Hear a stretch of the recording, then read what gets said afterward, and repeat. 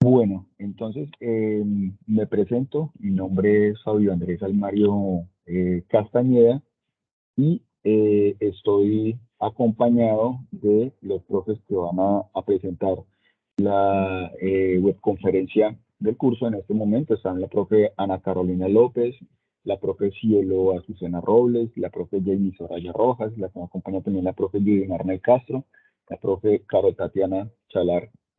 Y la idea es que en este espacio pues estemos muy atentos y estemos prestos a abrir nuestra mente pues al conocimiento que nos van a presentar la mañana de hoy los profes. Y la idea también es que podamos cerrar micrófonos, por favor.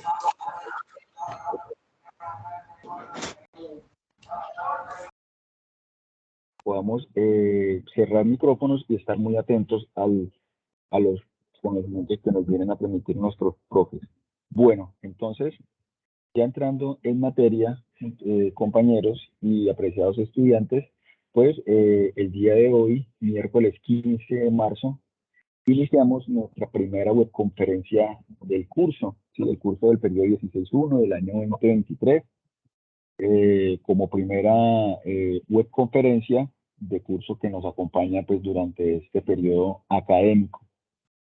Entonces, ya a presentar unas temáticas a tratar. La idea también es que a medida que vayamos a ir transcurriendo, pues iremos también al final de la explicación, pues hay un momento, hay un tiempo prudencial para lo que son preguntas, inquietudes.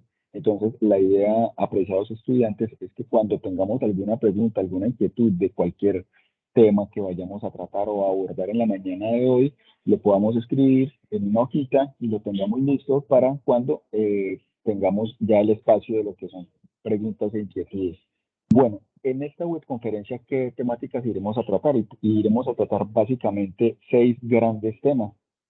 Un tema que es el de salud y bienvenida, que es el que estoy en este momento realizando.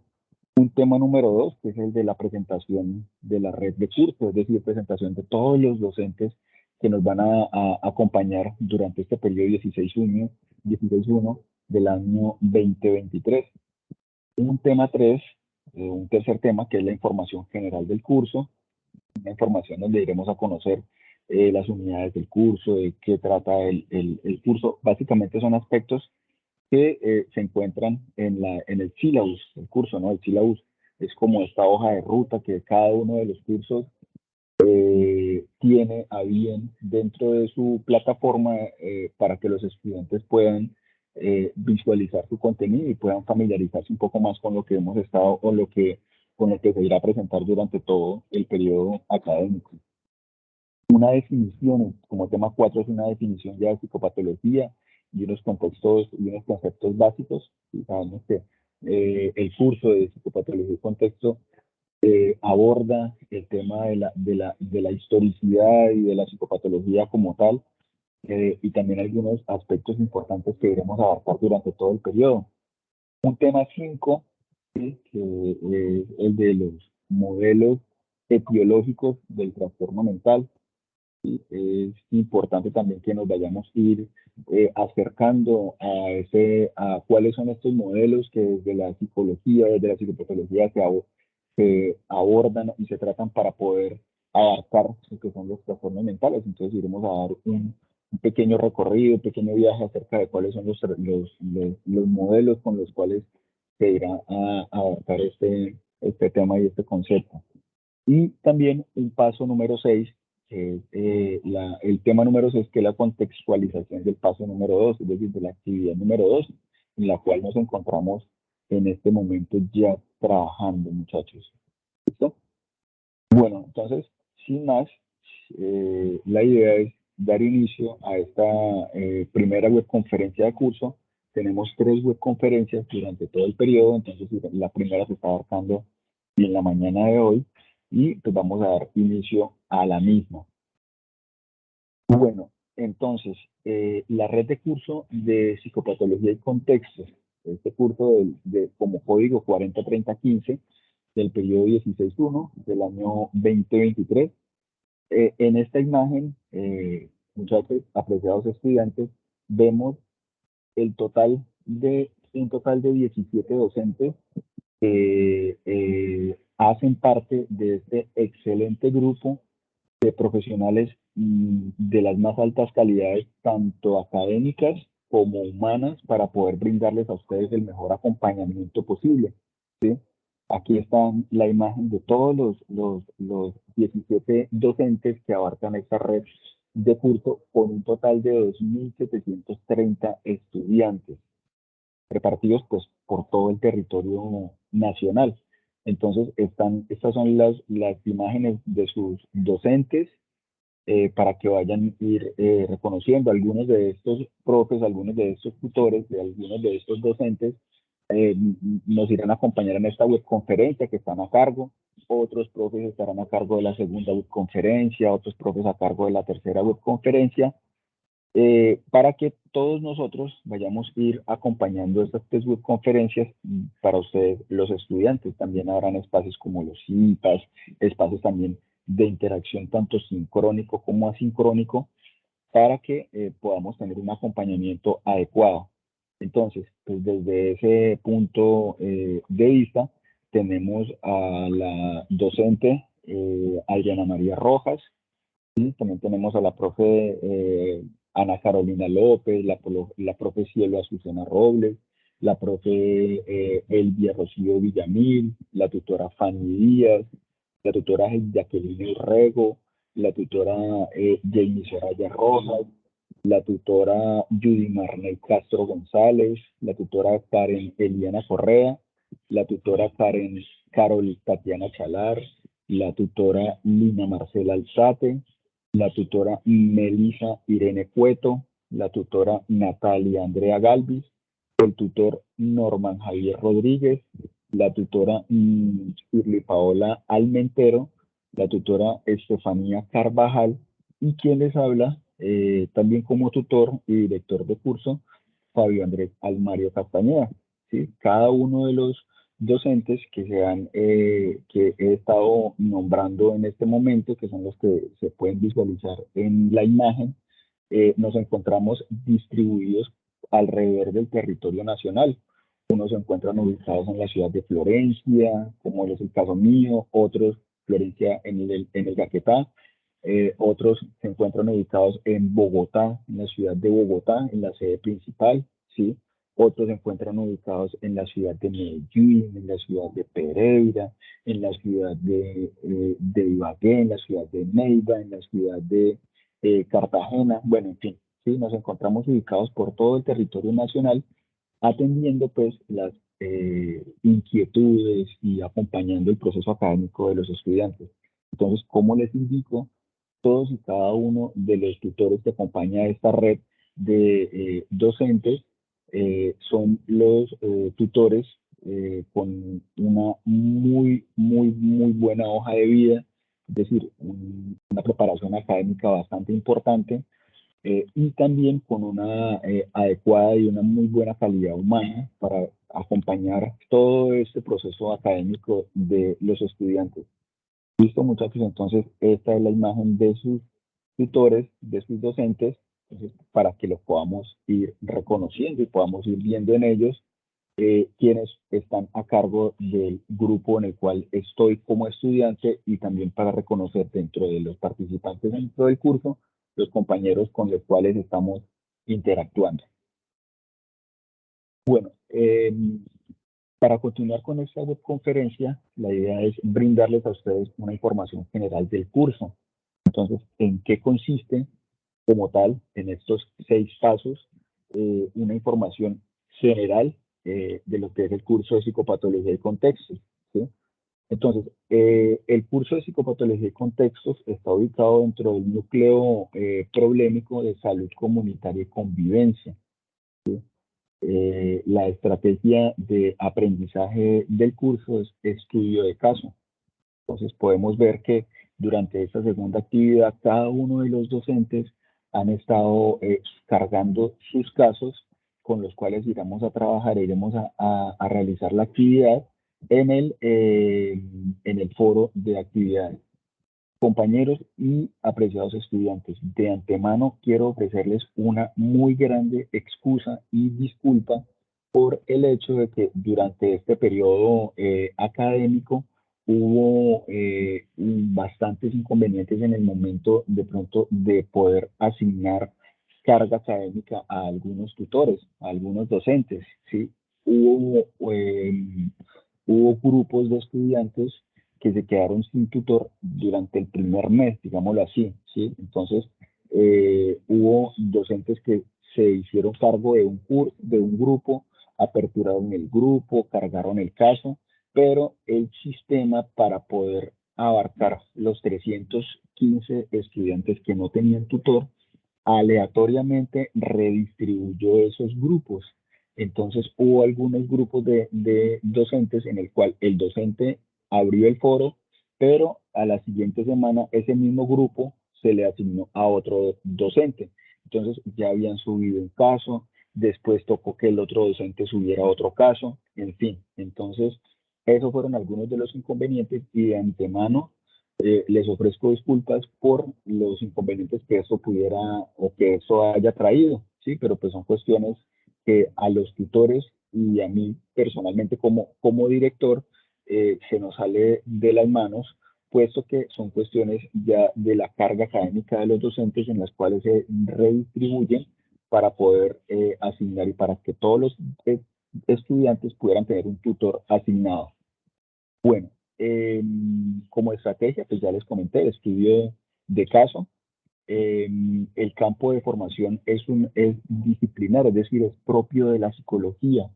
Ustedes están viendo durante su proceso de formación algunos cursos eh, que tienen que ver con el área sociohumanista, por ejemplo, pero este es un curso disciplinar, es decir, propio de la psicología. Como tipo de curso, es un curso de tipo teórico, ¿sí? El código del curso, pues como ya lo hemos estado mencionando, como ya lo hemos estado indicando, el código del curso es 403015, ¿sí? Y el número de créditos, ¿cuántos son los créditos académicos que tiene este curso? Que son 3 créditos académicos. ¿Listo? Bueno, entonces, ya en el siguiente paso, como información general, se irá a abordar cuáles son los contenidos del curso. Apreciados estudiantes, recordemos que esta webconferencia está siendo grabada, ¿sí? Entonces, una vez finalicemos la webconferencia, el sistema o la aplicación de Teams nos bota un enlace, con lo cual ese enlace se les irá a compartir a ustedes, ya sea por correo interno del curso, ya sea, recuerden que dentro del curso hay un espacio que se llama en el entorno inicial, hay un espacio que se llama el foro de noticias y ahí también se les aloja a ustedes el link de la grabación para que pueda ser tenida en cuenta como material de consulta, para que ustedes lo puedan eh, escuchar posteriormente. Bueno, como contenido del curso tenemos las 3 unidades, ¿sí? En la información general del curso hay 3 unidades. La unidad 1, que es el concepto general de la psicopatología, ¿qué temas abarca el concepto general de la psicopatología? Abarca temas como por ejemplo, qué es la definición de la psicopatología y conceptos básicos, los modelos teóricos explicativos del trastorno mental, como cuáles son, como son el modelo biológico, el psicodinámico, tenemos también el modelo conductual o cognitivo-conductual, el humanista y el biopsicosocial. Durante todo el periodo vamos a ver mucho remarcado este término biopsicosocial. Bueno, en la unidad 2 tenemos el tema de semiología y etiología de los trastornos. Son dos conceptos diferentes, la semiología y la etiología. Entonces, eso durante la unidad 2 lo vamos a ir viendo bastante frecuente en nuestras actividades en nuestro curso. Entonces, como conceptos básicos de la semiología, por ejemplo, el signo, el síntoma, el trastorno, cuál es el tipo de trastorno, y también iremos a ver aspectos como son los sistemas de clasificación para los trastornos mentales, como por ejemplo el DSM y el CIE. ¿Listo? Y ya en la unidad 3 tenemos aspectos como lo que es el modelo biopsicosocial. El modelo biopsicosocial lo vamos a ver con los conceptos relacionados a salud mental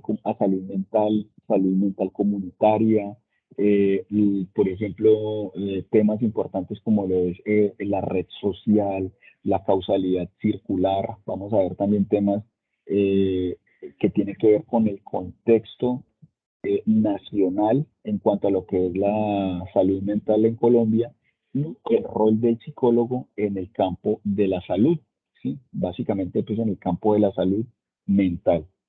Entonces, apreciados estudiantes, eso es como la conceptualización básica de lo que es el curso de psicopatología y contextos. Cada uno de ustedes tiene acceso a lo que es la agenda, si es una agenda semaforizada. ¿Semaforizada qué significa? Semaforizada es que nos están indicando con unos colores cuando se habilita o se apertura alguna actividad, cuando ya está habilitada, cuando ya está próxima a cerrar y cuando ya tenemos 3 o menos de 3 días para poder entrar y participar de esta actividad. Es importante, apreciados estudiantes, que todos nosotros participemos de las actividades. Es fundamental la comunicación también que se pueda establecer con el tutor o con la tutora que nos va a acompañar durante todo el periodo en el grupo. ¿Listo? Entonces, dejo también ya para continuar con la profe que nos acompaña y apagar la cámara para que se vea un poco, no tenga tanta interferencia de eh, la voz para la psicopatología y conceptos básicos. Entonces, adelante, profe.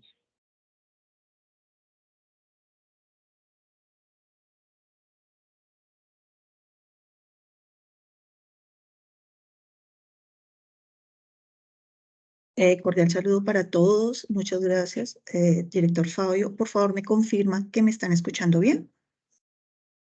Sí, señora, se le escucha muy bien. Muchas gracias. Bueno, profesor, siguiente. Vamos a hablar entonces sobre los conceptos básicos que tenemos en nuestro curso. ¿Qué es psicopatología? Entonces hace referencia a la patología o enfermedad del campo de la psiquis. Estas patologías se identifican por la presencia de conductas anormales o desadaptadas. Recuerden que el curso se llama Psicopatología y Contextos. ¿Qué implica eso? Que dependiendo del contexto, la cultura, la comunidad, van a haber algunas conductas que en otros contextos se mirarían extraño, pero no significaría que se conviertan en patológicos, ¿de acuerdo? Entonces, para que sea patológico, entonces, como su raíz etimológica se origina del griego patos, que significa enfermedad. ¿Qué sucede? La persona se siente enferma a nivel mental, a nivel físico, y esto lo demuestra ella con sus actitudes, con sus conductas y a su contexto. ¿Qué es la psiquis? Entonces es la raíz etimológica que se origina del griego alma o mente y se utiliza para referirse al espectro psicológico que involucra emociones, procesos cognitivos, procesos eh, emocionales, conductuales y demás. Entonces es importante tener claridad que el contexto nos marca una serie de elementos y que la enfermedad, aquellas conductas que nos hacen daño a nosotros y al contexto, esto ya los marcamos como patología. Siguiente, profe.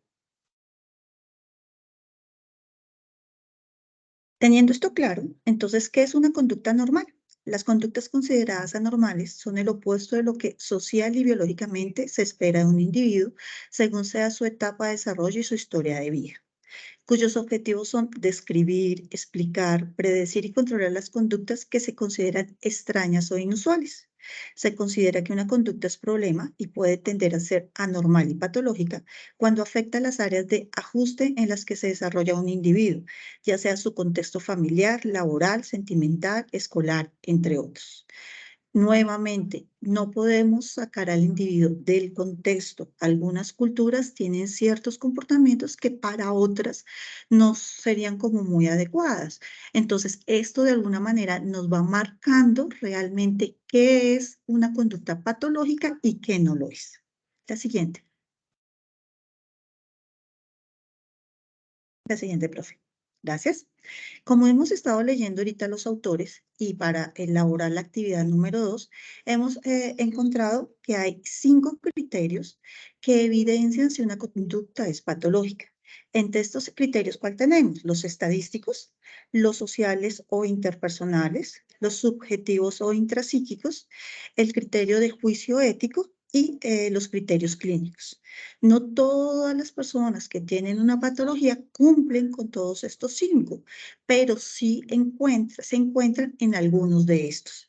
Si ustedes van a recordar la actividad que están haciendo en este momento, ustedes deben de evidenciar, en el caso que cada uno está trabajando con su tutor, cuáles serían los que cumple el caso específico que están trabajando. El siguiente.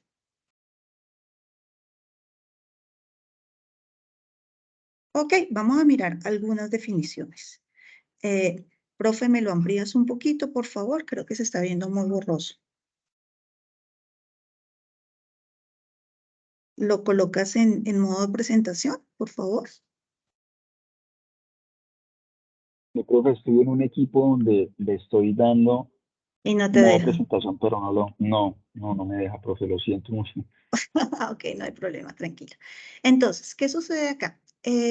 La psicopatología es el estudio descriptivo y dinámico de la sintomatología, causa, evolución y comorbilidad de los trastornos mentales desde una perspectiva teórica específica. ¿Qué significa todo esto? Vamos a ir mirando cada uno de estos conceptos y de qué se trata.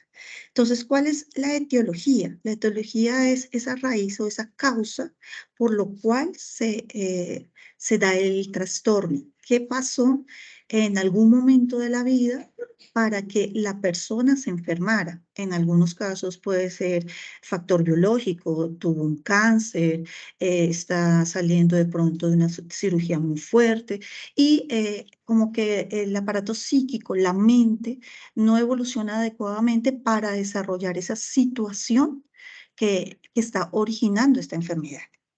Tenemos la sintomatología. Entonces, ¿qué es la sintomatología? Está dividido entre los signos y los síntomas. Tengamos cuidado con esto.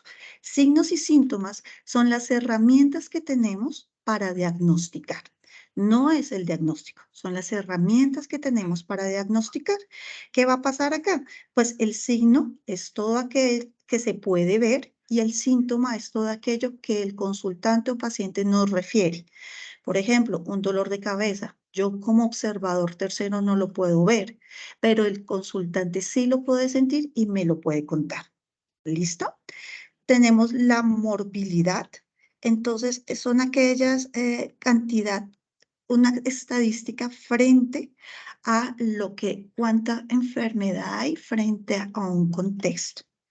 Eh, ¿qué, qué significa frente a eso? ¿Qué cantidad de personas están teniendo esa enfermedad? Entonces, por ejemplo, qué sé yo, en este momento a raíz del COVID, entonces se subió la tasa de morbilidad de la depresión, ¿sí?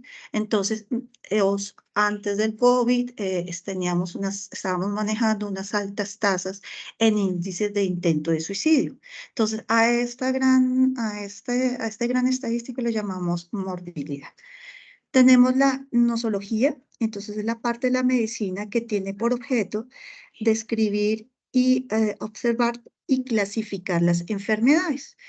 Desde la psicología tenemos el Manual Estadístico de Psicología, el DMS-5, y ahorita será el 6, donde está clasificado estos signos, estos síntomas frente a lo que está sucediendo, frente a qué es lo que sucede para yo, psicólogo, perdón, poder identificar qué trastorno está teniendo esta persona. Recuerden que esto va atado con los signos y los síntomas que estamos mirando. En la comorbilidad, entonces tenemos el porcentaje de una enfermedad que está relacionada con otra. Entonces, en algunas ocasiones, por ejemplo, procesos de cáncer va asociado con depresión. Por ejemplo, perdónenme, epilepsia va asociado con episodios psicóticos. Entonces, es esta asociación que se presenta en algunas enfermedades físicas y psicológicas que van como de la manito. Y tenemos la epidemiología, que esta estudia la distribución y la frecuencia en la que aparecen determinadas enfermedades. En cuáles son las características y situaciones en que son mucho más favorables para desarrollar estos trastornos. Profe, la siguiente, gracias.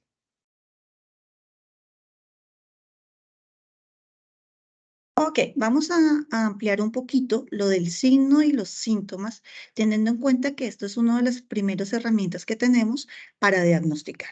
Entonces, vamos a tener un caso. Camila posiblemente tiene una patología mental, ya que llora constantemente, no come y pelea con su familia. Podemos decir que esto es un signo, ya que cualquier observador lo puede ver. Entonces, yo puedo ver que Camila no come. Puedo ver que está peleando con su familia. Puedo ver que llora constantemente.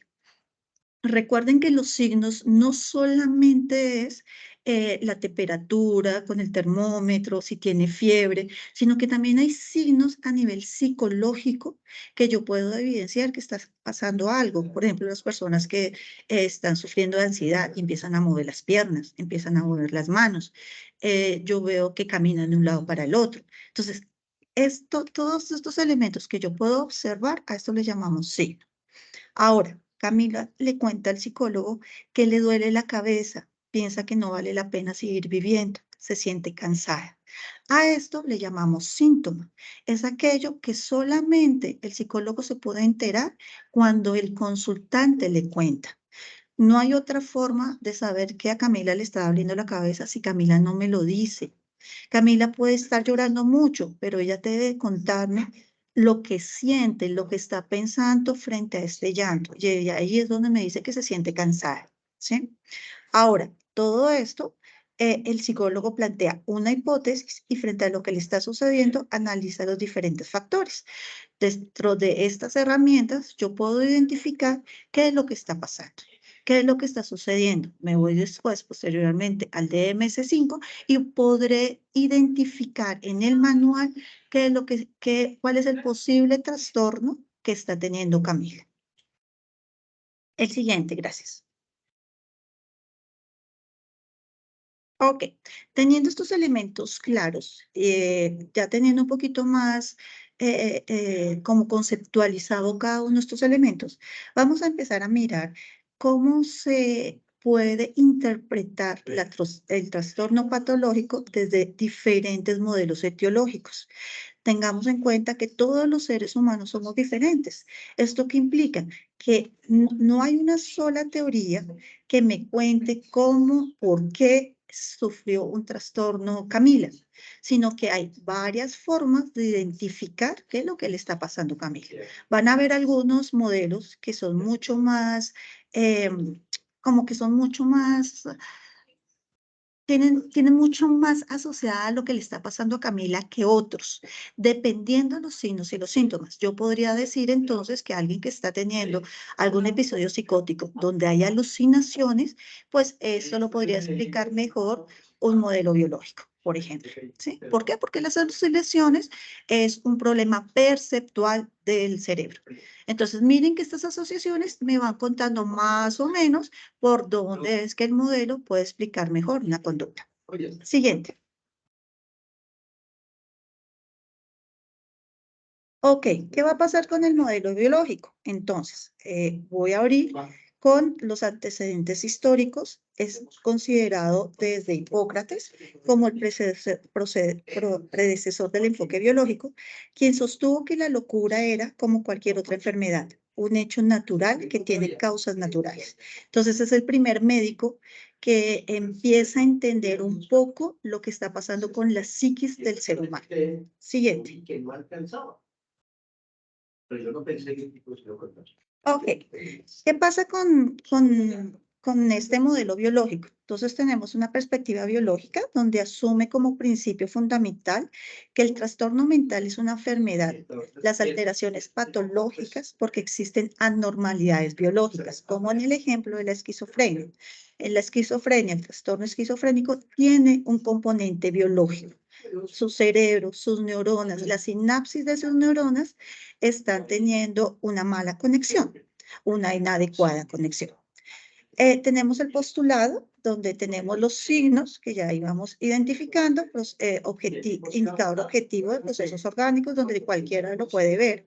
Tenemos síntomas, donde hay un indicador subjetivo de un proceso orgánico referido, que me lo refiere el consultante, y tenemos unos primarios y unos secundarios, unos síndromes, un conjunto de signos y síntomas de un cuadro clínico en una enfermedad mental.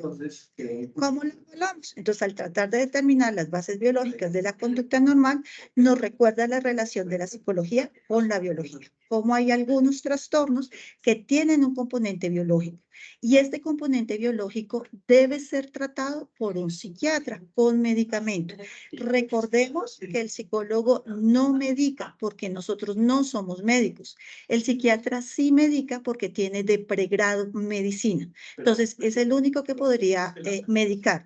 ¿Qué hacemos? Trabajamos en llave con el psiquiatra para poder identificar cómo va el consultante con la psicoterapia y asimismo el psiquiatra poder modular el medicamento. Siguiente. Profesora, modelo conductual. Le doy la palabra. Gracias.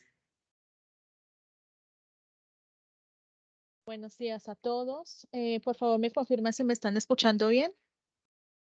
Perfecto.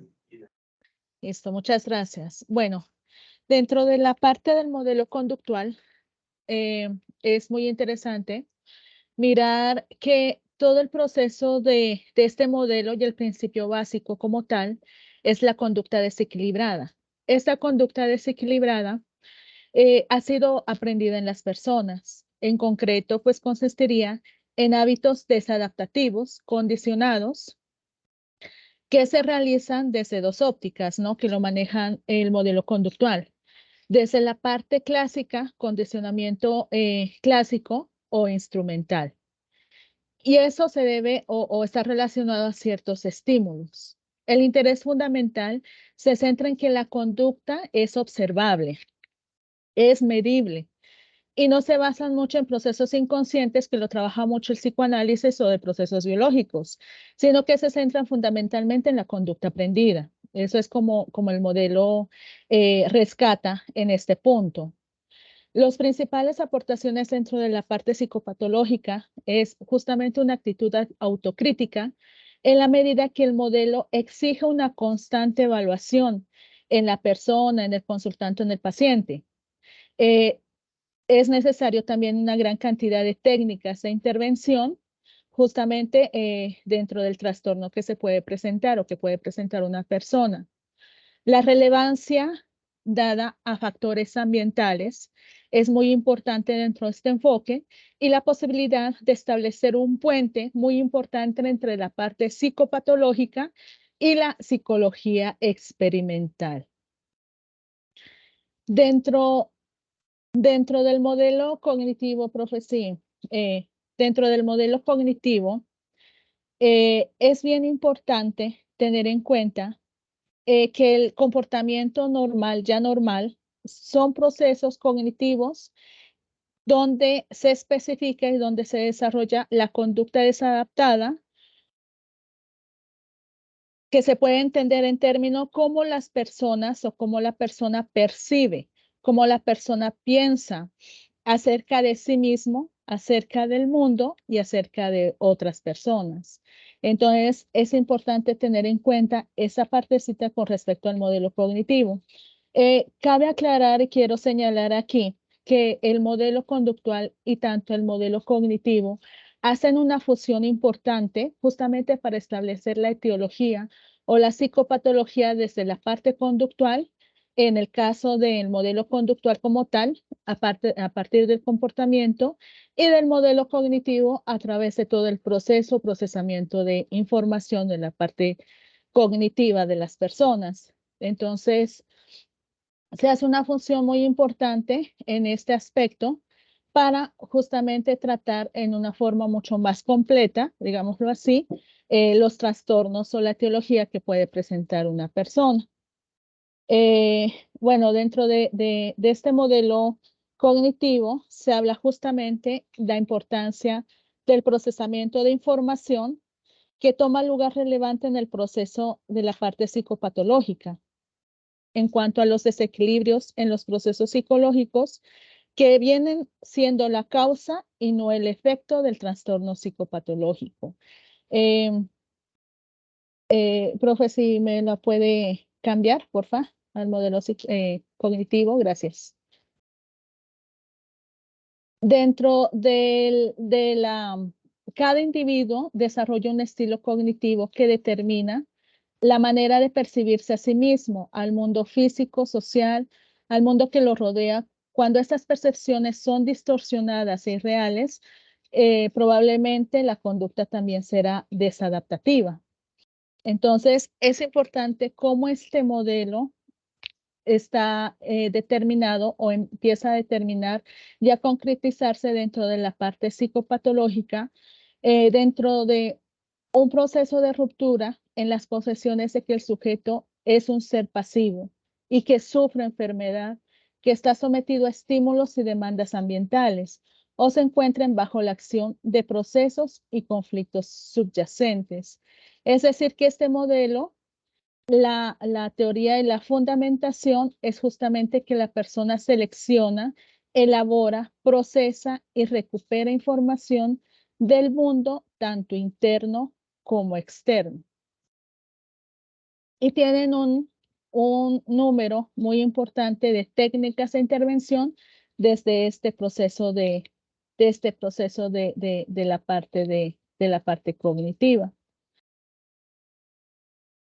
Por lo tanto, se puede observar cómo existen esas aportaciones tanto del punto o del modelo cognitivo como también del modelo conductual. En relación a la parte etiopatogénica de los diferentes cuadros, los modelos tanto cognitivo-conductuales se basan en una serie de premisas. Los factores orgánicos y genéticos no son ignorados en este punto, sino que son previstos como limitaciones estructurales sobre las que operan factores de aprendizaje. Entonces, observemos muy bien cómo dentro de estos procesos y de este desarrollo, la conducta y el aprendizaje es el constante frente al aprendizaje y que dependiendo de la frecuencia, dependiendo de la intensidad en el que se presentan, se puede catalogar como un trastorno. Esos últimos están desarrollados o se fundamentan también en el proceso de refuerzo, son los mecanismos de refuerzo que pueden incidir o que inciden mejor sobre la conducta. Se infiere que la mayor parte de las conductas consideradas inadecuadas hay que tener en cuenta eso que nosotros estamos evaluando en la persona, en el paciente, bueno, en la situación. Es importante tener en cuenta la frecuencia, la intensidad, la duración, ¿no? Lo que les decía anteriormente, la duración, para catalogarlo como un trastorno psicopatológico. Entonces, acompañado con técnicas o con el manual del DSM-5, el CIE-10 o el CIE-11, entonces son procesos que uno o que el terapeuta como tal debe tener en cuenta para desarrollar un tipo de diagnóstico. Entonces, de igual forma, hay que evaluar también cómo se adquieren, cómo se están manteniendo y cambian según los mismos principios las conductas a conductas adecuadas, ¿no? Entonces hay que tener en cuenta cómo estos factores en todo el proceso de la evaluación, en todo el proceso del análisis, con respecto pues a la presentación de un caso en particular. Entonces, y dentro de este punto, y dentro de la persona, el caso que se está evaluando, es importante tener en cuenta la historia de aprendizaje de cada una de las personas, ¿no? Cada persona tiene una conducta, un estilo de aprendizaje, unos aprendizajes diferentes que incluyen diferentes tipos de condicionamiento, sean clásicos y operantes, el procesamiento de información, la interpretación que se está haciendo de ese evento, de esa situación, son diferentes en cada persona. Entonces hay que evaluar también esa historia, hay que evaluar todos esos procesos con respecto a los modelos en los modelos tanto cognitivos como conductuales. Bueno, ustedes saben un poquito dentro de todo el proceso del enfoque cognitivo, los principales autores, Watson, Iván Pavlov, con la parte, Watson pues con el primer laboratorio, Iván Pavlov ya establece pues toda la parte del condicionamiento clásico que estamos mencionando, y Skinner con todo el proceso de modelos de aprendizaje de forma operante a partir del refuerzo, ¿no? Entonces, eso es lo que se fundamenta más que todo, esa teoría del modelo conductual, los representantes y cómo están fluyendo o conectándose con la parte también cognitiva. Entonces, hay que mirar y hay que observar cómo dentro de estos modelos, tanto cognitivo-conductuales, como les decía inicialmente, fluctuar o cómo se conectan justamente para hacer una valoración a nivel mental, a nivel cognitivo, a nivel de evaluación de interpretaciones del entorno, de sí mismos, de las situaciones que se están presentando, de igual forma la conducta que se va a ser generada a partir de esa situación, ¿no? Entonces, importante tener en cuenta esto. A raíz de esta situación y a raíz de todo el proceso conductual que se hace, a raíz de todo el proceso de lo que es la parte conductual, inician sus teorías también desde la parte cognitiva con Albert Ellis, que es el principal representante de la teoría de la cognición. Profe, si me podría presentar la otra diapositiva, por favor, gracias. Ellis es uno de los representantes más importantes con respecto a lo que es la teoría cognitiva, ¿no?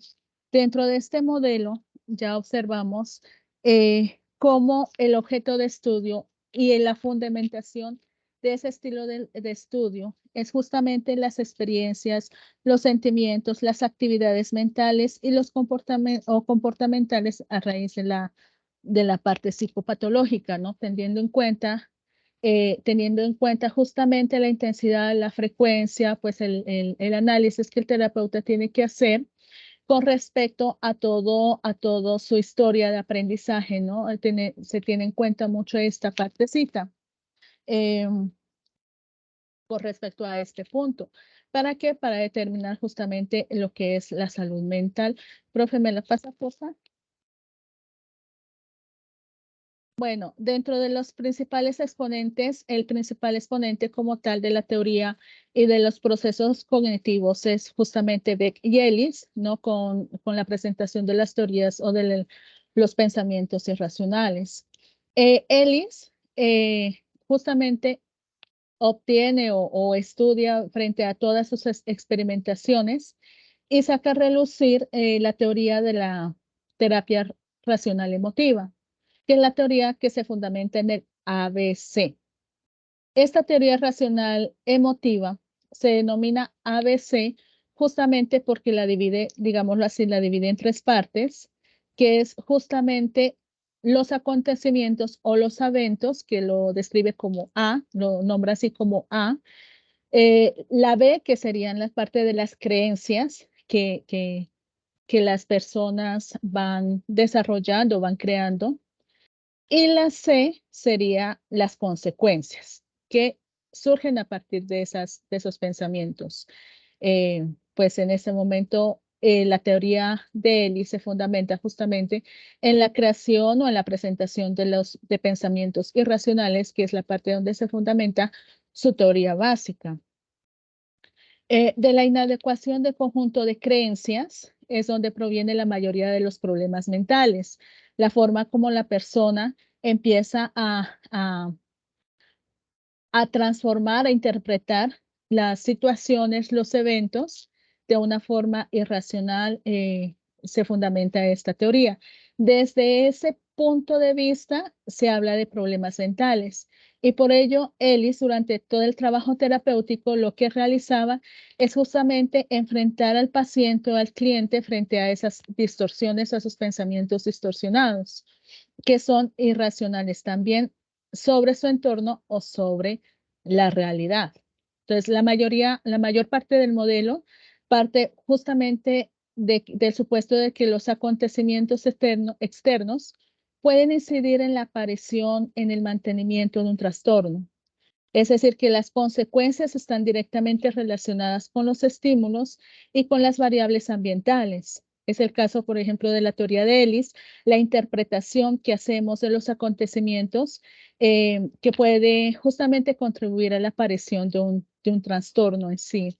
Entonces, miremos cómo es tan importante todo entender y comprender y analizar también y evaluar todo este proceso de la interpretación que se realiza o que realizan las personas con respecto al ambiente, ¿no? A los acontecimientos que se están presentando.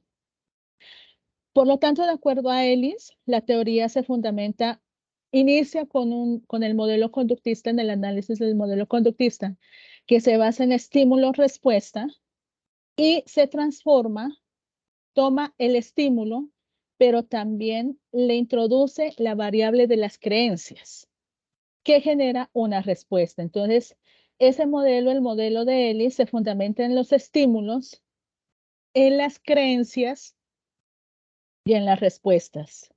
Y de acuerdo a eso, se hace, de acuerdo a la interpretación, de acuerdo al análisis que se hace, entonces, en definitiva, se puede observar si realmente existe un trastorno en una persona o no. Por lo tanto, el conjunto de creencias moduladas durante la historia del aprendizaje en una persona puede vivir un acontecimiento determinado, puede tener un acontecimiento determinado de una forma muy diferente a los demás, ¿no? La forma como una persona interpreta una situación es muy diferente a cómo otra persona hace o interpreta esa misma situación, y la conducta, obviamente, la respuesta conductual sería de igual forma diferente. Por lo tanto, para Ellis, lo que es el modelo ABC, que es la terapia racional emotiva, ABC, puede explicar gran parte de los problemas psicopatológicos partiendo del hecho de que determinadas personas tienen un sistema de creencias poco adecuadas para enfrentarse a acontecimientos de la vida cotidiana. Estas personas ofrecerían respuestas inadecuadas, que si se repiten con frecuencia, con suficiente intensidad y duración, pueden ser consideradas como trastornos, ¿no? De todas maneras, Ellis en su teoría, una teoría muy completa, una teoría con respecto a todo este proceso de interpretación de los pensamientos irracionales que puede presentar una persona ante los eventos, tiene una serie de pensamientos irracionales, una serie de modelos, digámoslo así, con respecto a la presentación de pensamientos irracionales que pueden tener una persona, ¿no? De acuerdo a su interpretación o la interpretación que se realiza. La confusión entre deseos y necesidades es una, la creencia de que no podemos soportar determinados aspectos de la vida, que hemos de ser queridos y respetados por todas las personas, y la felicidad o no de las personas viene determinado desde afuera, no desde sí mismos. Es terrible que las cosas no suceden como deseamos y que nuestra valía como persona viene determinada por nuestros éxitos o fracasos. Estos tipos de pensamientos irracionales que establece Ellis, es muy bueno tenerlo en cuenta con respecto a este proceso, este planteamiento de esta teoría, y los invito también a ustedes, ya como futuros psicólogos, a revisar un poquito esa teoría, ¿no? Es muy interesante observar cómo estos pensamientos se pueden producir, ¿no? Se pueden plantear y se pueden mantener en una persona que justamente está construyendo, digámoslo así, un pensamiento irracional y que lo puede estar manteniendo. Entonces, es muy importante y los invito mucho a ustedes con la revisión de este tipo de pensamientos, a ahondar y profundizar un poquito en estos tipos de pensamientos irracionales para que también tengan un bagaje y un buen conocimiento con respecto a él.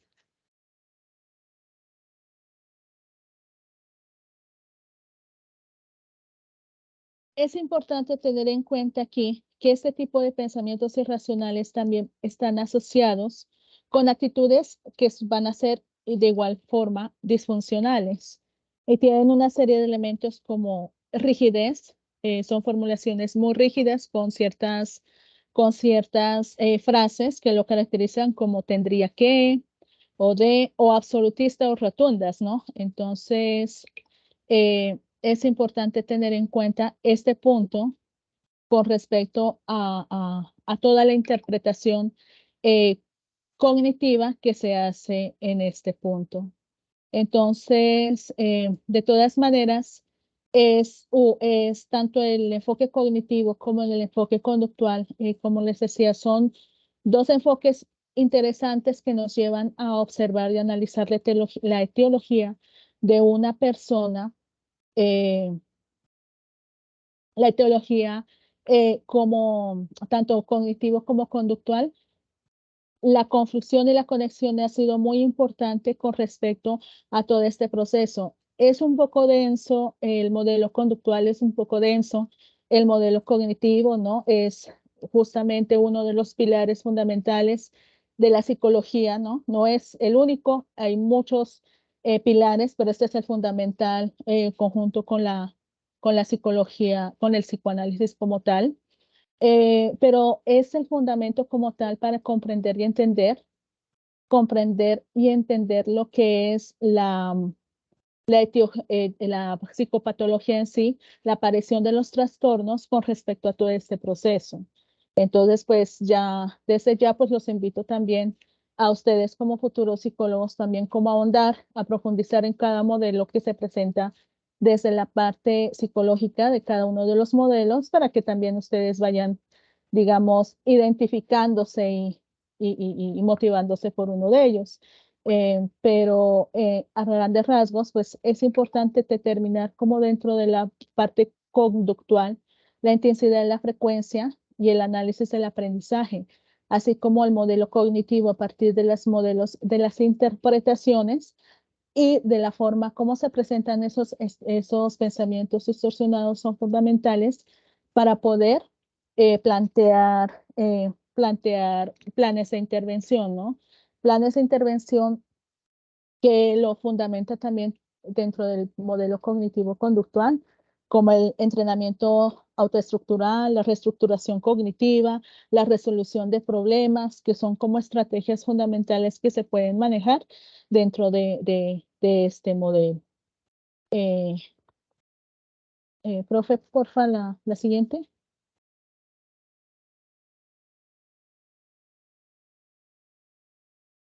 Ok, muy buenos días a todos. Aquí ya nos encontramos entonces con el modelo psicodinámico. Confirmo si me escuchan. ¿Me confirman, por favor, si me están escuchando? Bien. Sí, profe, está bien el sonido.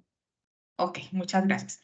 Bueno, entonces, frente al modelo psicodinámico, tenemos que tradicionalmente en la perspectiva psicodinámica, lo que ha buscado en la mente son aquellos elementos más importantes, las causas de qué tan bien o mal funcionan las personas.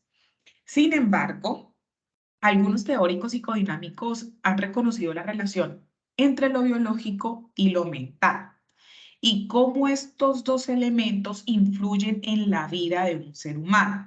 Es decir, ya no se tiene en cuenta, o bueno, desde el psicoanálisis o desde lo psicodinámico, no se tiene en cuenta solamente el inconsciente o la mente, sino que ya identifica y reconoce que hay otro elemento que influye o que es determinante en la vida de las personas, ¿sí? Y en cómo ésta se comporta.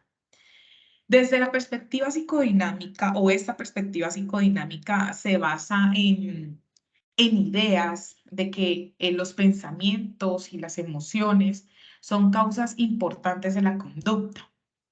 Y aquellos enfoques psicodinámicos de la conducta suponen que en distintos grados o formas, los comportamientos que nosotros podemos observar, es decir, aquellas respuestas manifiestas, son justamente una respuesta a esos procesos intrapsíquicos, es decir, aquellos sucesos encubiertos, lo que nosotros no podemos observar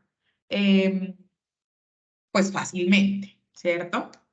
Freud, quien es el padre del psicoanálisis, creía que para poder entender la conducta era necesario analizar esos pensamientos que la preceden, es decir, los pensamientos que están antes de emitir la conducta y que por supuesto se asocian a ese comportamiento. Y para poder comprender esos pensamientos, pues era necesario explorar esas emociones, esos sentimientos, los más profundos que tenemos nosotros los seres humanos. Entonces, para poder entender conducta es necesario identificar pensamientos. Para poder identificar pensamientos, pues es necesario entender también esas emociones que nosotros estamos presentando ante determinados eventos. Por favor, ¿me colaboras con la siguiente diapositiva? Encontramos aquí elementos importantes del psicoanálisis, de lo psicodinámico. Y ya creo que ustedes habrán podido escuchar lo inconsciente, el preconsciente, ¿cierto? El hecho, el yo, el superyo, que hacen parte de conceptos principales o fundamentales de lo psicodinámico, del psicoanálisis. Entonces, tenemos por un lado, permítame un segundo, tenemos por un lado el modelo topográfico, y el modelo topográfico lo contienen que el inconsciente, el preconsciente y el consciente.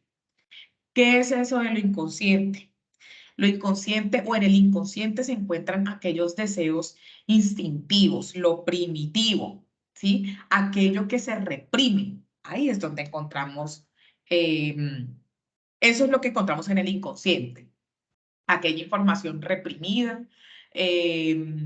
Tenemos también el preconsciente. En el preconsciente, entonces, nosotros encontramos aquellos pensamientos, vivencias, saberes, que tal vez no podemos encontrar como de manera clara o consciente en la actualidad, ¿sí? Es como un medio entre el inconsciente y el consciente, ¿sí? Que por supuesto, ¿qué sucede con el preconsciente? Que nosotros podríamos, digamos, hacer una recuperación de algunas situaciones, momentos, podríamos recuperar parte de memoria, sacando a flote algunos recuerdos que son requeridos por el consciente. Y la conciencia, que es casi de lo que hablamos generalmente o en el día a día, pues son aquellas vivencias en las cuales el individuo es consciente de ellas. Por eso hablamos de la conciencia. En el mismo instante en el que están ocurriendo, yo me doy cuenta de lo que está pasando a mi alrededor y de lo que está pasando conmigo, es decir, de lo que siento, de lo que estoy viviendo, ¿sí? De lo que percibo a nivel interno y de lo que percibo a nivel externo. Y tenemos por otro lado el modelo estructural, que el modelo estructural lo comprende el ello, el superyo y el yo. ¿Qué es esto del ello? El ello, pues, es ese componente innato de las personas. Es decir, nosotros ya estamos predeterminados o ya venimos con él, ya nacemos con este elemento del ello. ¿Y en qué consiste el ello? Pues son aquellos deseos, voluntades, instintos que son generados o que se originan por el placer. Por eso decimos que es algo innato y con lo cual nosotros ya venimos. Tenemos el superyo, que pues este se desarrolla, digamos que también es como un medio, se desarrolla a partir del yo. Y pues es aquella representación de esos ideales, es lo moral, lo que culturalmente está bien o mal visto, ¿sí? Lo que nos dicen, oye, o sea, esto tú no lo puedes hacer porque moralmente no es adecuado. Entonces, es aquel que nos mantiene ahí como en el nivel en el cual estamos en una sociedad en la que nos dice, oye, que hay unas reglas y unas leyes que se deben cumplir, entonces ahí está presente el superyo.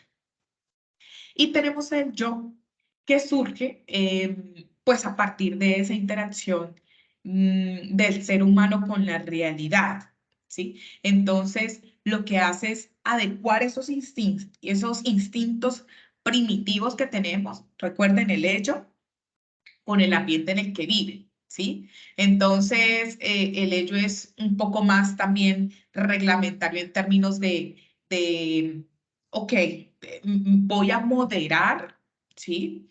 Porque no me puedo guiar solamente por mi instinto, es decir, no me puedo dejar llevar solamente por el placer, sino que también debo tener en cuenta que estoy en una sociedad, o sea, yo puedo en estos momentos, no sé, se me ocurre tal vez algo muy, muy loco, hablando de los trastornos, muy, diría yo, descabellado un poco, y es, ok, tal vez está haciendo mucho calor, entonces estoy pues en la calle y por más calor que tenga no me podría quitar la ropa porque estoy en un lugar público, ¿sí? Y no está bien visto. Ahí es cuando opera el yo. Bien. Siguiente diapositiva, por favor. Bien. Dentro de este enfoque psicodinámico tenemos lo que es, o lo que llamamos nosotros las técnicas. Y dentro de estas técnicas tenemos, digamos, como tres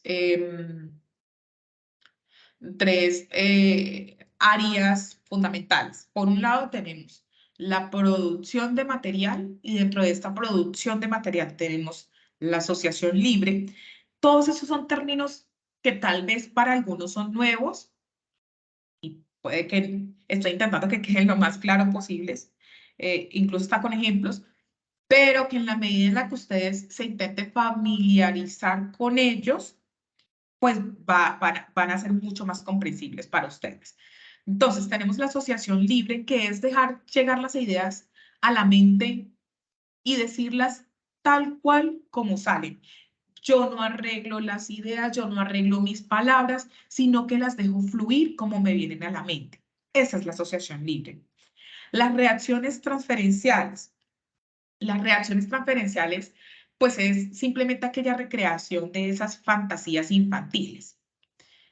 Actualmente, si ustedes identifican, tenemos fantasías infantiles, ¿cierto?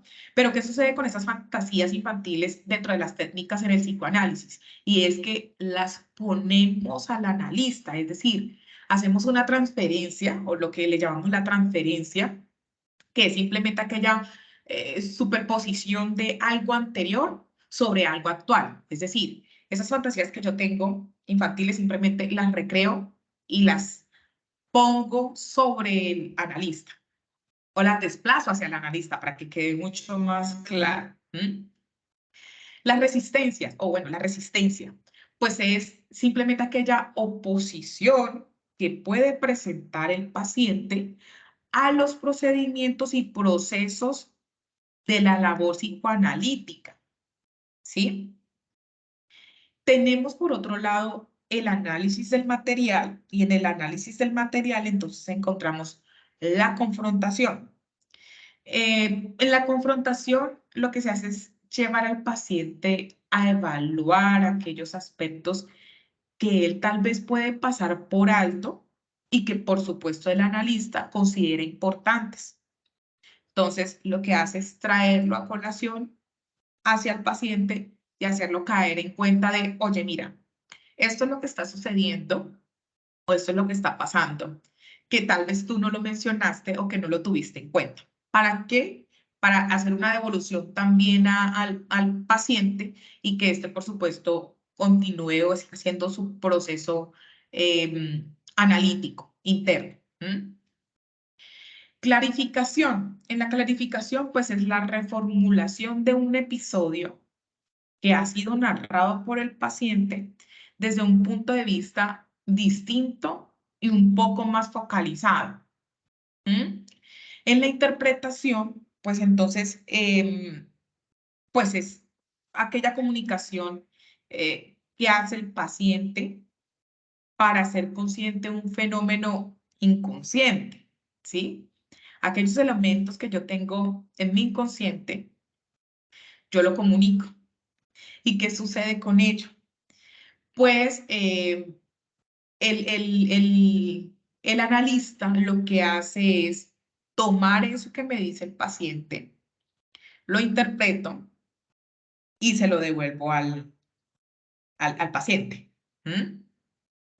En la construcción, entonces, es simplemente, pues, como se podría decir, un tipo especial de interpretación histórica para recuperar la situación pasada con sus efectos, personajes, ansiedades, digamos, tomo tal cual lo que me dice el paciente y empiezo a construir una historia de lo que me está diciendo ese paciente. Y tenemos el proceso no analítico, que es la catarsis. ¿Qué es la catarsis? Es simplemente la liberación de emociones. Simplemente cuando yo expreso mis sentimientos. Eso es la catarsis. ¿Mm? Y bueno, dentro de este enfoque psicoanalítico, pues tenemos autores fundamentales. Ya ustedes habrán escuchado de Freud, él es el padre, como les indiqué inicialmente, del psicoanálisis, pero también tenemos otros autores que vinieron después de la teoría de Freud, y son Melanie Klein, Winnicott, Erickson, Jung, Anna Freud, Honey, Lacan y Alfred Adler. Entonces, como lo mencionaba la profe anteriormente, tanto el psicoanálisis, bueno, como realmente el conductismo, fueron los principales enfoques que empezaron a surgir desde la psicología, ¿sí? Entonces, por eso es que se hace bastante alusión a estos dos enfoques. Ya de ahí, entonces, empiezan a devenir los siguientes enfoques, que son los que ustedes han estado escuchando y que van a seguir escuchando.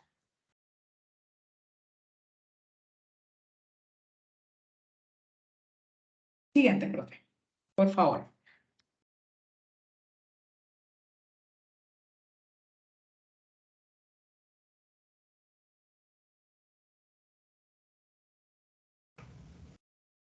Buenos días, ¿me escuchan? Por favor, ¿me confirman? Sí, señora. Gracias, mi profe. Bueno, hasta aquí vamos a hacer como un alto en el camino como para poner en contexto a nuestros estudiantes. Y es que hemos hecho todo un hilo conductor de lo que ha significado la psicología, ¿sí? Empezando por el director Fabio, que hizo una presentación del curso, y nuestra profe Cielo, que hizo puntualmente una aclaración sobre conceptos básicos de la psicopatología. Y pues finalmente cada docente, en este caso la profe Ana López, que habló del modelo cognitivo-conductual, la profe Carol Tatiana, que habló del modelo psicodinámico. Hasta este momento se ha hablado de la primera fuerza de los modelos etiológicos, que es el modelo cognitivo, el modelo conductual, luego que se fusionó con lo cognitivo. Por eso la profesora Ana nos decía que era muy extenso, porque pues obviamente tiene muchas cosas. La segunda fuerza fue nuestra profe Carol Tatiana, que hace un momento nos estuvo compartiendo conocimientos sobre el psicoanálisis, y entramos a la tercera fuerza, que es el modelo humanista, ¿sí? En ese orden, el modelo humanista surge en Estados Unidos en el año 1962, y se tomó como un paradigma que concibe el hombre en una forma holística, es decir, en su totalidad. Por supuesto, teniendo en cuenta obviamente las bases de las primeras fuerzas, la segunda fuerza. Obviamente todo ha ido cambiando, sin embargo es importante que ustedes conozcan los orígenes, la teología, de dónde viene cada modelo, para poder entender contemporáneamente en qué vamos, ¿cierto? Y este modelo humanista postula que cada persona tiene de forma innata un potencial de crecimiento. Es decir, desde este modelo donde nos paramos, se dice que el ser humano se ve en su totalidad y ya se viene con un potencial que hay que sacarlo a la luz, que hay que sacarlo a flor de piel, como lo dice en los libros. ¿Para qué? Para emerger y empezar a realizar ese potencial. Cada uno de nosotros lo traemos desde esta mirada, desde este modelo, ¿no? Y por supuesto se constituye como el modelo de conducta. En este caso, el modelo humanista, desde sus primeros orígenes, porque es que todo esto ha ido evolucionando, pero como les decía, si no entendemos el origen, no podemos entender en qué momento vamos. Este modelo humanista también ha evolucionado mucho. Sin embargo, como por ejemplo en el psicoanálisis, nuestro padre fundamental, Sigmund Freud, o sea, ¿quién le quita esa tesis de que es el inconsciente, consciente, preconsciente, como lo explicaba nuestro profe? O sea, ¿quién? A la fecha eso sigue, a nadie es descartado esa tesis. En este modelo humanista pasa lo mismo. La tesis de esto es básicamente las necesidades básicas que habla de la pirámide de Maslow. A la fecha no hay nada que tumbe esta tesis y esas necesidades básicas, pues entendamos que son las necesidades físicas, si están resueltas, como la comida, como el agua, ¿sí? Sigue la segunda necesidad, que es la de seguridad, donde tenemos esa seguridad física, hoy por hoy los recursos económicos, necesidades, también necesidad de apego, bueno, eso hace parte de esta pirámide. La tercera parte está la necesidad de pertenencia. En esta parte es importante dentro de este modelo lo afectivo, la intimidación sexual, todo lo referente a eso que me hace sentir bien a mí, porque si estoy bien conmigo mismo, puedo estar bien con los demás, desde esta mirada de este modelo. Y por supuesto viene la necesidad de reconocimiento. Esa necesidad de reconocimiento está el autorreconocimiento, cómo yo me reconozco, cómo yo estoy bien, cómo yo tengo claro si estoy en confianza con lo que deseo, con lo que busco. Y finalmente está la necesidad de autorrealización. Es decir, si yo ya he cumplido esas necesidades físicas básicas, si he cumplido esas necesidades de seguridad, si he cumplido esas necesidades de pertenencia y he cumplido esas necesidades de reconocimiento, ya podría estar dentro de la necesidad de autorrealización. Ese es el punto desde este modelo donde todo el ser humano apunta. Por supuesto, pues esto no es un camino fácil. Es decir, un ejemplo, si yo ya estudié, si yo ya tengo mi familia, si yo ya tengo mis expectativas, cumplí todo, pues ya llegué a esa pirámide de autorrealización, ¿cierto? Como les decía, este es un pilar, esto es la base fundamental, pero esto también se ha ido mejorando y revaluando con otras técnicas. Sin embargo, pues es importante que cada uno de ustedes entiendan que el modelo humanista también ha tenido una historia. Esta tercera fuerza también tiene pues muchos aportes desde lo científico, donde se ha comprobado, y por supuesto tiene muchos importancias dentro de los modelos etiológicos que estamos recorriendo. La siguiente, profe.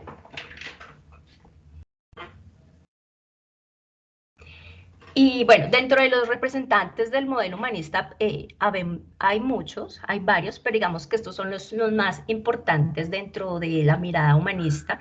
Está el famoso Carl Rogers, esa es una de las terapias centradas en el cliente, donde resolviendo esas necesidades básicas, este autor manifiesta que hay que estar en empatía con el ser humano, es entender y comprender qué le pasa al otro, no solo en su dimensión individual, sino también en todas sus dimensiones, porque si no se cumplen esas necesidades básicas, pues hay algo que hace falta para que tengas autorrealización. También encontramos, pues obviamente Abraham Maslow, la famosa pirámide que fue la que les compartí hace poco, como les decía, ese es el pilar fundamental del humanista. Está por supuesto Erich Fromm. Erich Fromm también nos habla de la libertad. Recordemos también a Viktor Frankl, que es el sentido de vida. Recuerden que cuando se escribieron estos libros, por ejemplo, en este caso el sentido de vida, eran otras épocas, eran otros momentos, lo que hacía surgir en este modelo, y el sentido de vida era en los campos de concentración.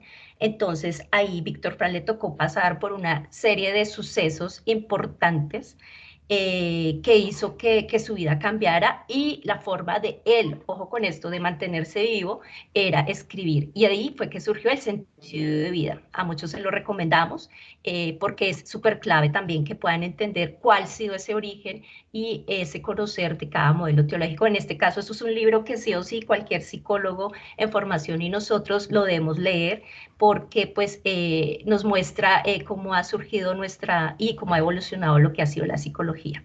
Y Fritz Perls también nos habla del aquí y el ahora. El famoso, ustedes han escuchado la famosa técnica del mindfulness. Mindfulness está soportado sobre esta teoría desde el aquí y el ahora, y hay autor como Fritz Perls, pero el mindfulness es una técnica contemporánea, también sujeta al modelo conductual. Sin embargo, el modelo humanista también lo plantea en este modelo desde las técnicas, ¿cierto? Y algo importante que quería aquí resaltar es que dentro de las terapias también está la terapia gestal, donde ve el ser humano como todo, como un todo, donde no toma el ser humano individual, sino lo ve holísticamente, ¿cierto? Y dentro de la terapia gestal, pues obviamente hay muchas técnicas, lo importante es que como que ustedes tengan claro cuáles son esas, ¿no?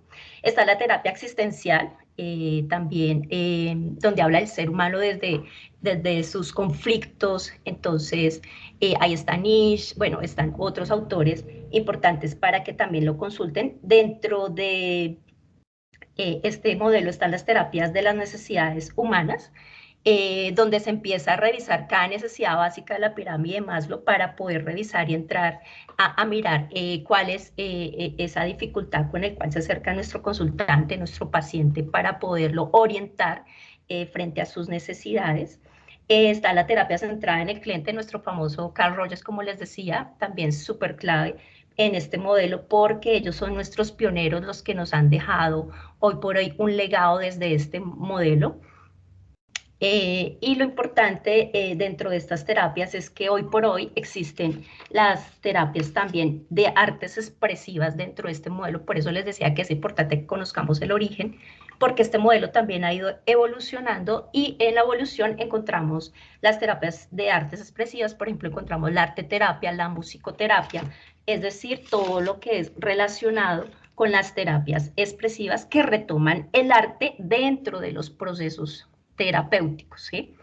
Eso es contemporáneamente dentro de este modelo, pero para llegar a esas técnicas es importante formarse, para eso existen lo que son los programas, las especializaciones, las maestrías. Desafortunadamente en nuestro país, en Colombia, no hay una academia donde nos formen en estas terapias, sin embargo en países como Argentina, como Chile, Estados Unidos, Nueva Zelanda, etcétera, por fuera de nuestro país, ahí están las universidades formando dentro de los procesos curriculares a los estudiantes en psicología en nuestras nuevas tendencias que son contemporáneas de las terapias expresivas, ¿sí? Y eso hace parte pues de este modelo humanista. En cuanto a este modelo es importante resaltar que el ser humano ha pasado por diferentes etapas en la vida y lo ven como que hay que pasar esas etapas y entenderlo no solo a él individualmente, sino por supuesto qué le sucede al interior y a su alrededor para poder hacer una intervención efectiva desde diferentes técnicas que puedan corroborar, ayudar al paciente. Como decía la profe Cielito, es importante recordarles a ustedes, apreciados estudiantes, que nosotros los psicólogos, nosotros no medicamos, que esa es una confusión normalmente que se da, son los psiquiatras lo que lo hacen. Sin embargo, nosotros nos capacitamos con un equipo multidisciplinario para hacer una buena anamnesis, por supuesto, para ayudar a trabajar en equipo y pues cuando se nos presenta algún tipo de trastorno mental con algún consultante paciente, hacer lo más efectivo posible, porque es muy diferente atender un consultante, un paciente que tenga un trastorno afectivo bipolar, ejemplo, y muy diferente a atender a un consultante que tenga una esquizofrenia. Por eso es importante conocer todos estos modelos etiológicos, apreciados estudiantes, y también, como decían nuestras profes, porque el estudio de casos, o sea, la casuística que estamos manejando al interior con cada tutor, relacionamos eso con cada uno de estos modelos. Por eso en esta primera web era importante hacer este hilo conductor y este barrido de todas estas fuerzas referente a los modelos etiológicos para que tuvieran un poco más de claridad. Podemos seguir hablando, podemos seguir ahondando más en cada modelo, pero pues es bastante extenso, por eso es importante que ustedes lean toda la información que le brindamos con cada tutor y importante que también si tienen dudas, inquietudes, pues se conecten con su tutor. Nosotros compartimos lecturas y más información con su respectivo tutor, ¿vale? Profe, me pasa la siguiente, creo que sigue el modelo biopsicosocial. Sí, entonces le doy paso a la profe Shirley, que está a cargo del modelo biopsicosocial. Muy buenos días. ¿Me confirman si me ven y me escuchan? Sí, señora. Muchas gracias. Bueno, vamos a cerrar esta parte del modelo biopsicosocial partiendo de dónde surgió y quién lo generó. En este caso, quiero ser muy enfática en que el modelo biopsicosocial nace en 1977 desde el postulado o el principal representante, que es George Engel.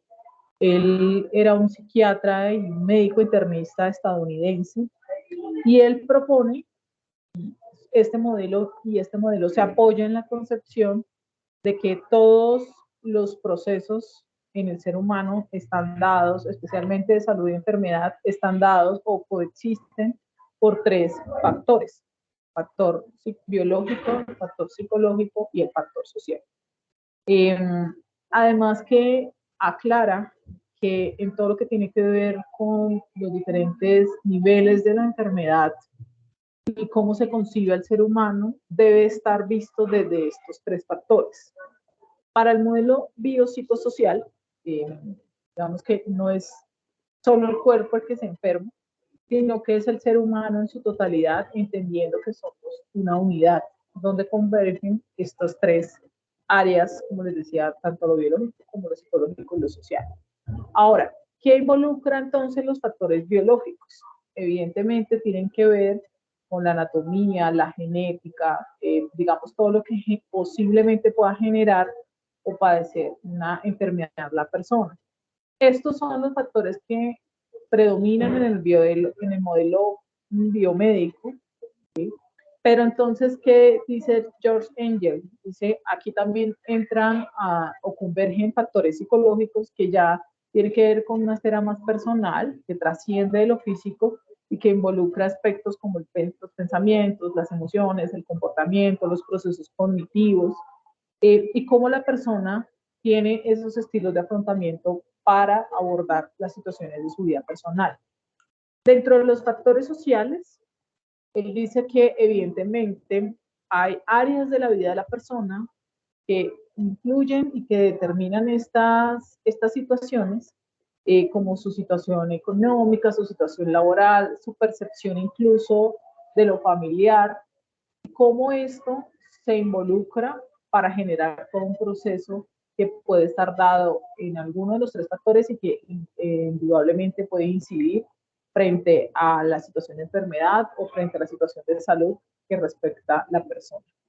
¿Me podrían, por favor, ayudar con la siguiente diapositiva? Muchas gracias. Ahora, ¿cuáles son las ventajas del modelo? El modelo biopsicosocial se fundamenta en la terapia psicosocial. Y esta terapia tiene algunos objetivos. Uno de ellos es que la persona pueda adquirir y recuperar habilidades de diferente tipo, habilidades sociales, habilidades cognitivas, habilidades para afrontar el estrés, el manejo de la tolerancia a la frustración, pero también promueve o fomenta la integración social, es decir, que la persona empieza a tener un funcionamiento autónomo, entendiendo que pertenece a una red familiar, entendiendo que pertenece a una red laboral, una red social. También trabaja, uno de los objetivos de esta terapia psicosocial es prevenir el deterioro de la persona, es decir, en este caso del paciente, obviamente a través de la prevención. También se habla que uno de los objetivos es la rehabilitación laboral. En este caso, pues, digamos que aquí se involucra mucho la temática del empleo protegido, es decir, cómo la persona puede adaptarse a entornos laborales, especialmente cuando tienen algún tipo de restricción, tanto médica o algún tipo o alguna condición específica, tanto a nivel médico como a nivel psicológico.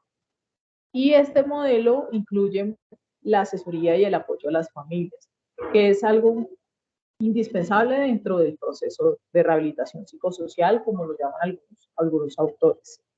Dentro de estos procesos de la terapia psicosocial, ha tenido muy buena evidencia científica en el manejo especialmente de los pacientes que tienen un trastorno de esquizofrenia, pacientes con esquizofrenia.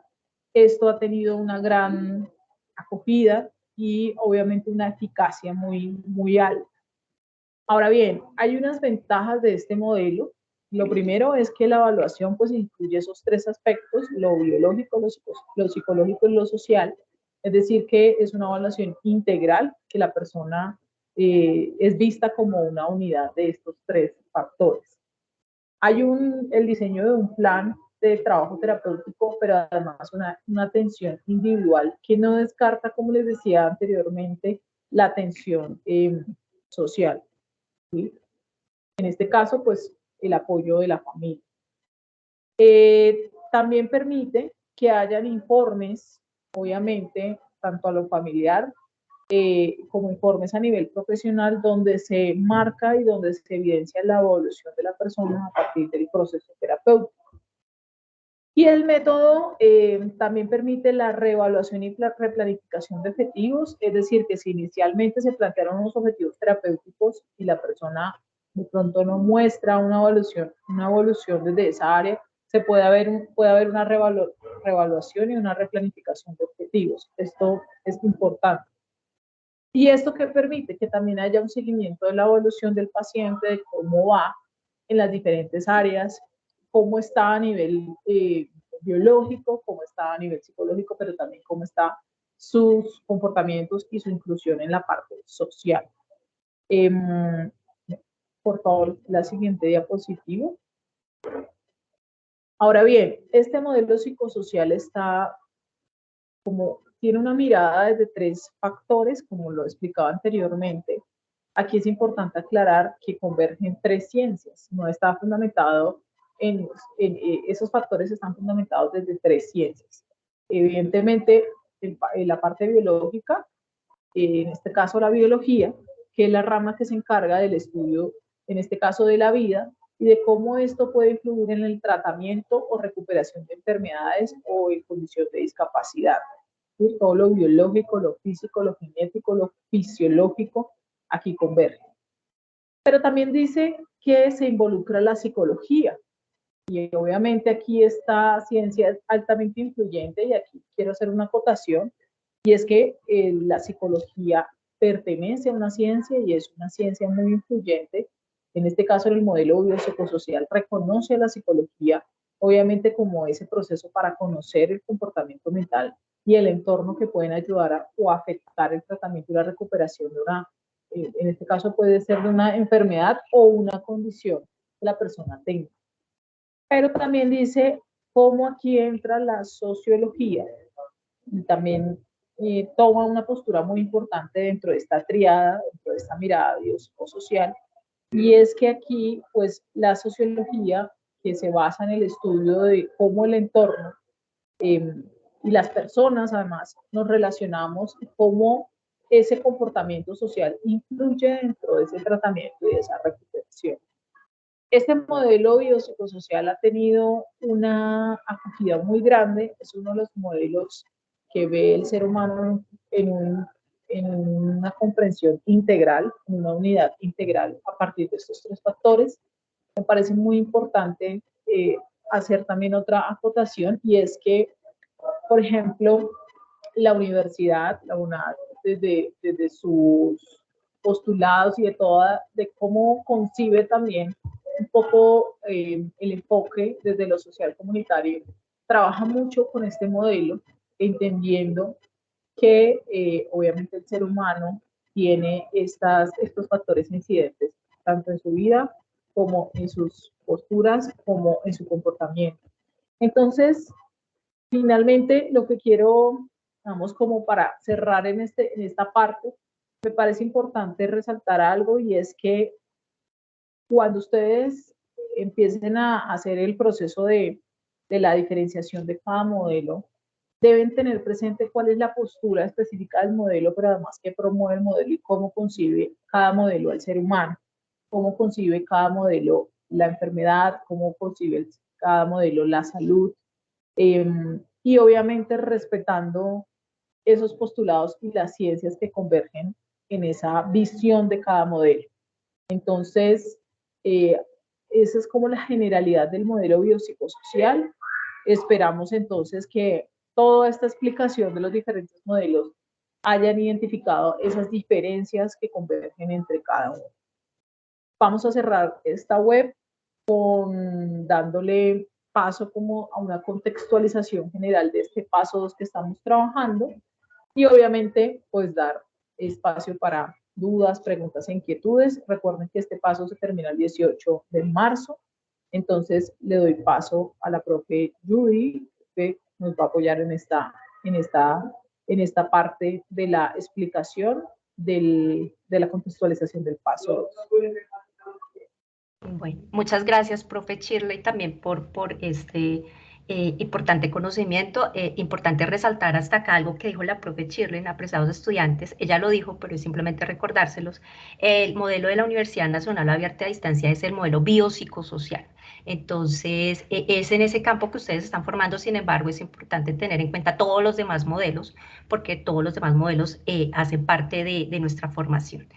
Eso era para resaltar algo importante de nuestra profe Shirley. Lo segundo, iniciamos, como decía, podemos pasar a la siguiente diapositiva, profe. Vamos a hacer una pequeña contextualización de lo que es el paso 2. Y es básicamente recordarles lo que ustedes ya han hecho, porque ustedes me imagino que ya están juiciositos, ya han enviado muchos trabajos, el cierre se da este domingo, por lo tanto, es importante revisar las lecturas, como les decíamos, nosotros este material lo hemos sacado de las lecturas, o sea, no nos lo estamos inventando, preciados estudiantes, esto está en las lecturas, entonces es importante que sí o sí tienen que leer, si no leen, no entienden y no comprenden qué es psicopatología y contextos, ¿sí? El caso, recuerden que nuestro director Fabio desde un principio nos dijo cuando presentó el curso, la estrategia de aprendizaje es la casuística, entonces cada tutor manejamos casos diferentes, entonces es importante que esa argumentación esté desde el caso que cada tutor les deja publicados por los diferentes canales de comunicación. Individualmente tienen que hacer la matriz estudio de caso, esa también la tienen publicada en el entorno de aprendizaje. Sin embargo, cada tutor maneja diferentes estrategias, se les puede compartir por el Skype, por el Teams, por foro, etc.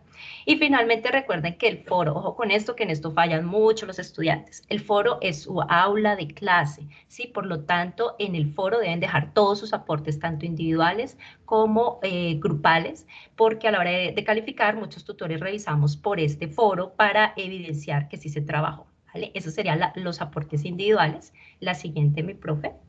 Vienen lo que son los aportes grupales. ¿Y qué es lo que tienen que hacer o que ya hicieron? Primero tienen que seleccionar el modelo. Entonces, profe, ¿cuáles son los modelos? Esto es pregunta de evaluación si tuviéramos que hacer una. Entonces, ya saben que los modelos etiológicos son el biológico, psicodinámico, cognitivo, conductual, humanista y el biopsicosocial. Entonces, cada estudiante va a escoger uno de estos modelos, preferiblemente dejarlo anunciado en el foro y, ojo, no repetir modelo porque precisamente son 5, ¿vale? Dentro de estos aportes colaborativos, ojo con esto que también fallan mucho los estudiantes y es que no leen todos los recursos educativos que les brindamos.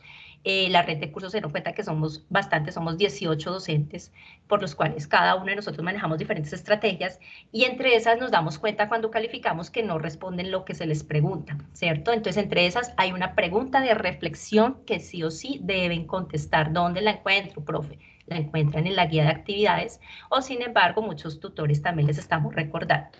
Entonces, ¿cuál es esa pregunta? Sobre la importancia de asumir una postura teórica para el abordaje de casos desde el rol como psicólogo. Todos deben responder esta pregunta de reflexión, recuerden que debe estar publicada en el foro.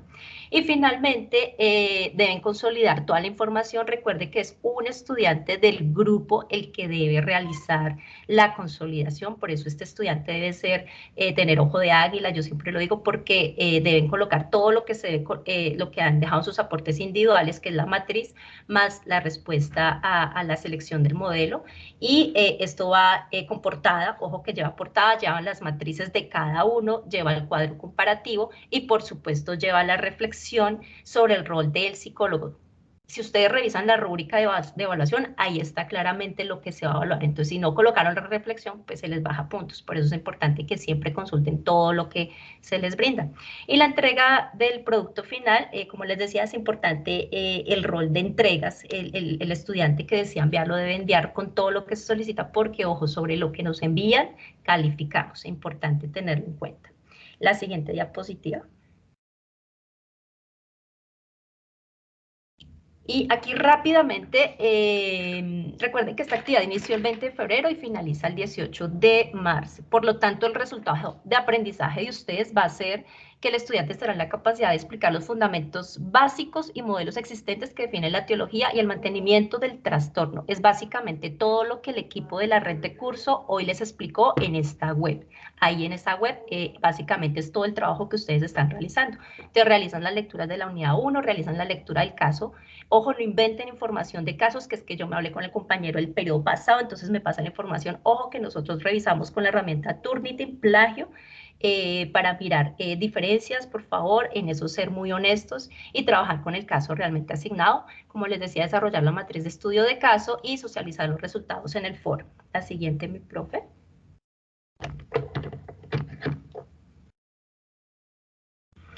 Y finalmente, pues esta es la matriz que ustedes tienen que responder. Recuerden que esta matriz la responden individualmente, la encuentran publicada en el foro, en el Skype, con su respectivo tutor.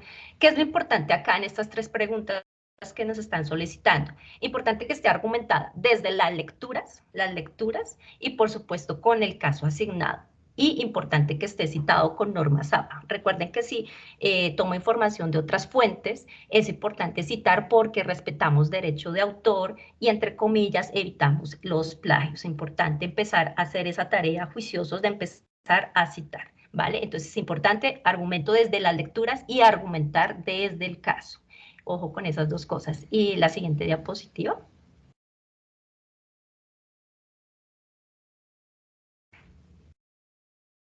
Y finalmente, este es el trabajo de los aportes colaborativos, que es revisar el cuadro comparativo, tomando como línea de base, recuerden, las lecturas. Entonces aquí ya cada estudiante elige un modelo etiológico y va a brindar respuesta a estas preguntas que son la base teórica de ejemplo del modelo biológico, cuál es esa base teórica, cuáles son los principales representantes, cuál es la etiología del trastorno, de cuál trastorno, pues del caso que cada uno ha asignado. Entonces recuerden que esto también va argumentado con el caso, por eso es casuística, va caso argumentado desde las lecturas y el caso. Definición de los conceptos claves, mantenimiento del trastorno, técnicas para abordar el trastorno. Básicamente esta información fue lo que hoy hicimos en la web, lo que el equipo de trabajo traía para ustedes, ¿vale? Y la siguiente diapositiva.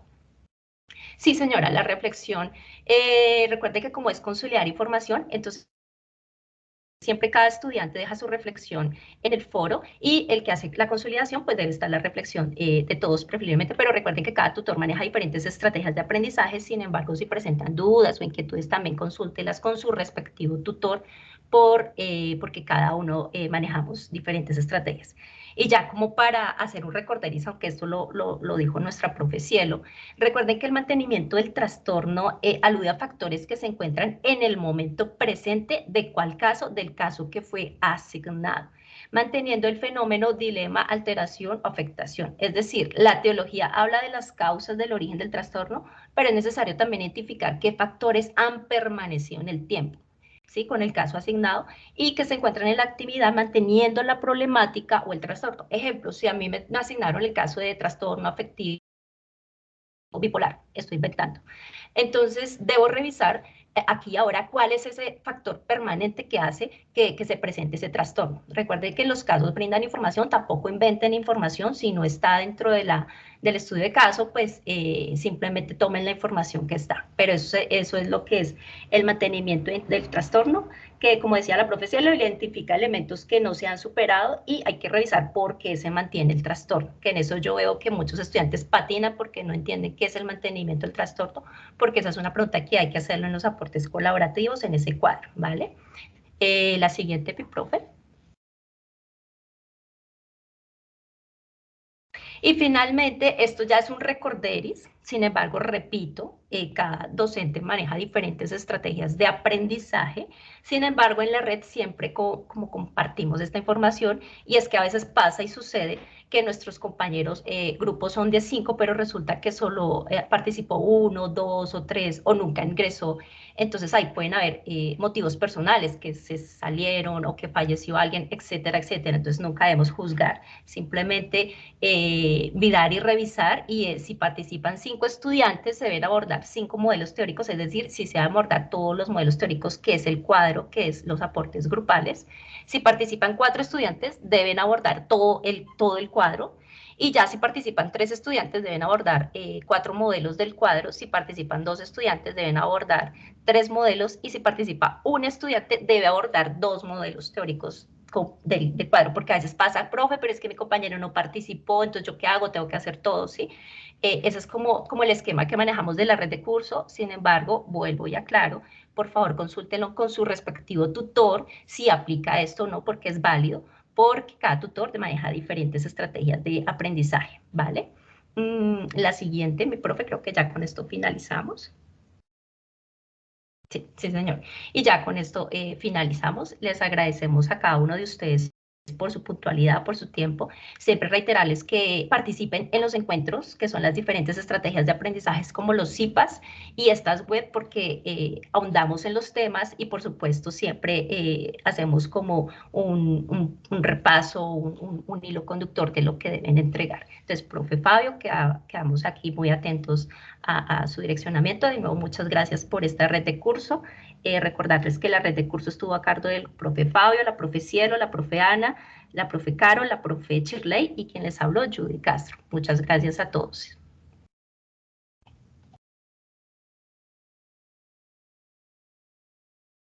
Bueno, mi profe Judy y a todos los compañeros, los tutores, los docentes que nos acompañaron en esta primera webconferencia con su presentación y compartirnos un poco de su vasto conocimiento acerca del tema de la psicopatología, el tema del curso que nos acompaña.